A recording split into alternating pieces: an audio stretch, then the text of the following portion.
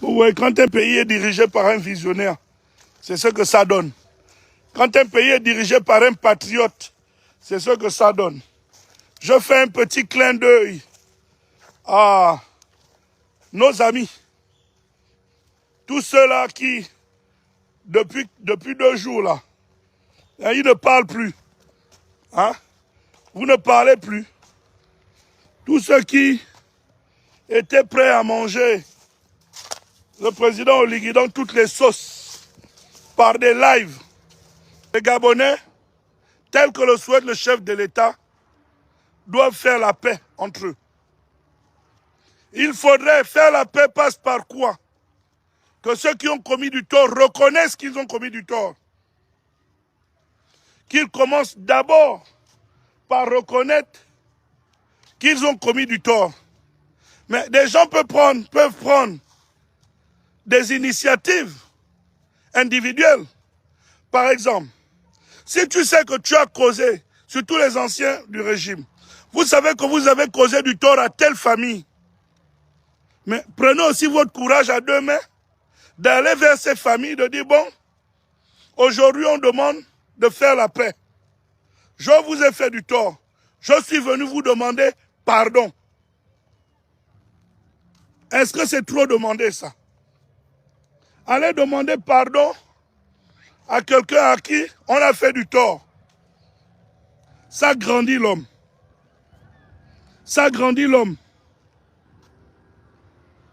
Parce que nous sommes un petit pays. Nous avons besoin de nous réconcilier entre nous. Mais la réconciliation passe par quoi? Ça passe par la reconnaissance. Par ceux qui ont causé du tort aux autres. Il faut pouvoir reconnaître qu'on a fait du mal. On a fait du mal. On a fait mal aux autres. Les autres en ont souffert. Il y a beaucoup de victimes.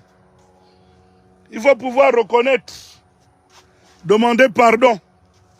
Donc la journée du 30 août, c'est la journée de la libération. Mais il faudrait que tous les Gabonais se libèrent. Ceux qui portent des fardeaux difficiles à supporter, ceux qui souffrent silencieusement. Parce que oui, il y a plein de Gabonais qui souffrent en silence. Plein de Gabonais ont subi en silence. Plein de Gabonais sont terrorisés, traumatisés. Ils ont subi dans leur chair. Par certaines personnes, par certains bourreaux. C'est le moment d'ouvrir les cœurs. Ouvrir les cœurs. Donc, ça ne sert à rien de se tirailler, de faire la jalousie, d'en vouloir aux uns ou aux autres. Mes chers amis de la diaspora, mes chers frères et sœurs gabonaises, revenons au pays, nous sommes en sécurité. Revenons au pays, nous sommes protégés. Revenons au pays, c'est à nous de mettre en valeur notre pays. C'est pas quelqu'un d'autre. C'est pas quelqu'un d'autre. Les ennemis de la transition seront un à un détruits parce que, comme j'ai l'habitude de dire, Dieu est derrière cette transition. Dieu, qui est le maître des temps et des circonstances, est derrière cette transition. Donc, tous ceux qui vont travailler contre cette transition seront broyés par le feu de l'enfer. Bâtissons notre pays. Moi, je réitère ce que j'ai l'habitude de dire. J'invite mes frères de la diaspora à revenir au Gabon. Au Gabon, il y a moins de stress. Nous sommes chez nous. C'est chez nous. Ta maison reste ta maison. Même si c'est tôle en haut, tôle en bas, c'est chez toi. Le meilleur toilette où tu veux te soulager, c'est ton toilette. Même si c'est seulement les latrines. Mais tant que c'est chez toi, tu te sens à l'aise chez toi. Donc, nous sommes chez nous. Le Gabon, c'est notre pays. Le Gabon, c'est notre terre. Soyons nous-mêmes unis pour inviter les autres. Donc, j'invite les peuples d'Afrique à nous rendre visite ici à Ndjolé. Voilà, Samori Touré. La Guinée et le Gabon ont aujourd'hui une histoire commune. Parce qu'on a ce grand guerrier, Samori Touré, qui est enterré ici. Voilà là où il a passé les derniers jours de sa vie. Ici. Il a passé les derniers jours de sa vie ici. Il a été enterré ici, à Ndjolé. Donc il y a ce monument. Venez visiter. Ça fera du bien. Un week-end, un vendredi soir, on démarre sa voiture de Libreville, où on prend les occasions, ceux qui font la route là, les bus. Vous êtes invités à visiter Ndjolé.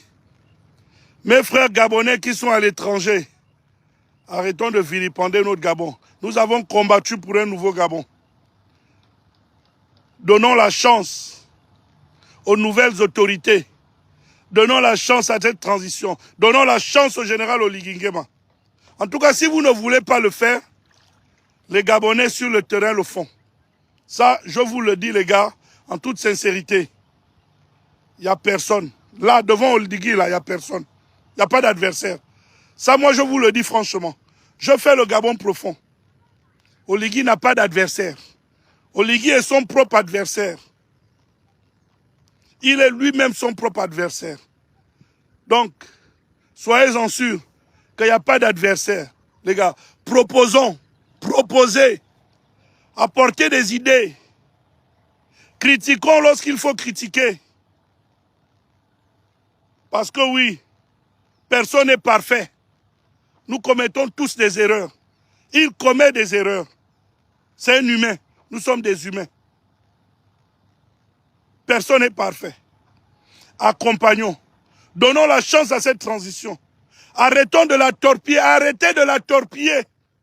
Et ceux qui ont eu peut-être la grâce d'être les premiers rentrés à être proches de la transition et des autorités de la transition, c'est inutile de les en vouloir.